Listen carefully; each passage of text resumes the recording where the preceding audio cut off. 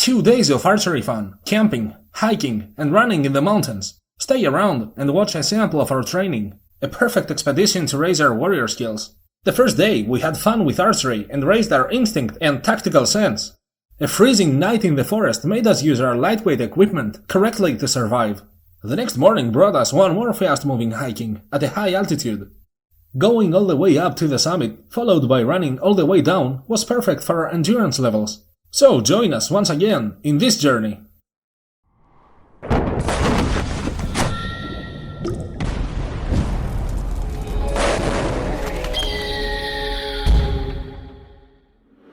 As usual, all the cool stuff are far away and require us to drive through the desert. But with good company, time passes by fast and it's enjoyable. Yeah, to state the obvious, it matters whom is allowed to be around you. These videos give me the opportunity to express inner thoughts and philosophy. We are spirits in a world of chemistry. Each connection creates a type of energy. What kind of results are coming out of your connections? Fellowships, relationships, etc. This is the result of my guys. Top performance and joy. It makes me a winner. Anyway, we have arrived and our party will set camp here before doing some adventuring. Time for archery! This friendly game among our team is teaching us what it really means to hit a human-shaped target. Human warfare is completely different than hunting. It is a game of deception and confusion. A game of finding the opening. At a long distance, you can evade upcoming arrows if you're aware of their direction. There is no almost. You either hit a target or you miss it. This is where speed shooting comes in handy. Speed shooting does work if used properly. These are the things you learn by direct experience. An animal needs one clean good shot. Human warriors are not easy and unaware targets. Your best chance is to aim for minor injuries that will disable them.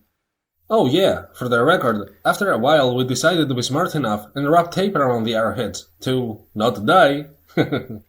But risking it, a little bit, is part of our training. You have no choice but to survive and evade the arrows.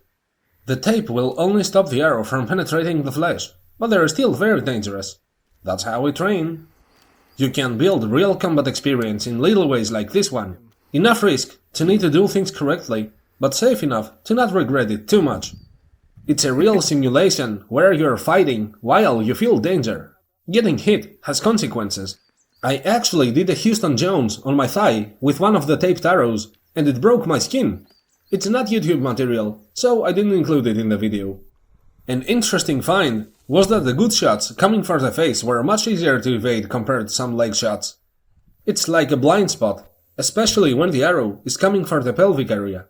Not a deadly shot, but it has more chances to hit and injure. This is why I often like to train with skipping arrow techniques, like the one I call snake bite. My arrow hits the ground and jumps up to injure a foot or leg. My special arrows are spinning around a spiral path, and it confuses the target. It gives the illusion of following them while trying to evade, so it makes them stay in the middle and get hit. Also, it's important to point out that we're not using the bow's full strength, to play it a little safer. A major factor for our strategy and accuracy is the environment. Use the sun to blind your enemy, for example. These comments are said to express the countless lessons a real action game in nature like this one can teach an archer. Of course, archery for us is used to awaken more fighting skills, especially for military purposes. In simpler words, I recommend archery. What a surprise, huh? Nice.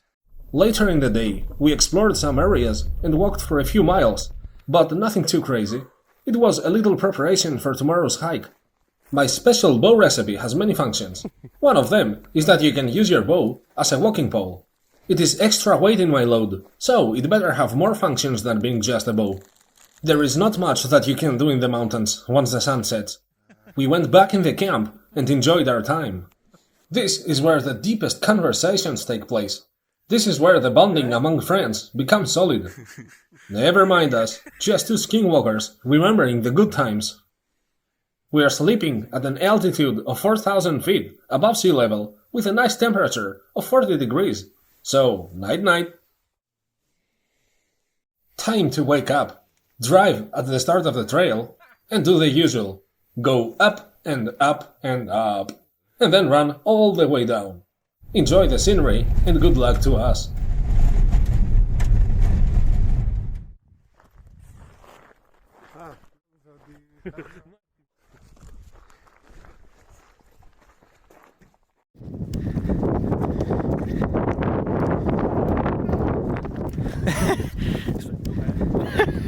Yeah.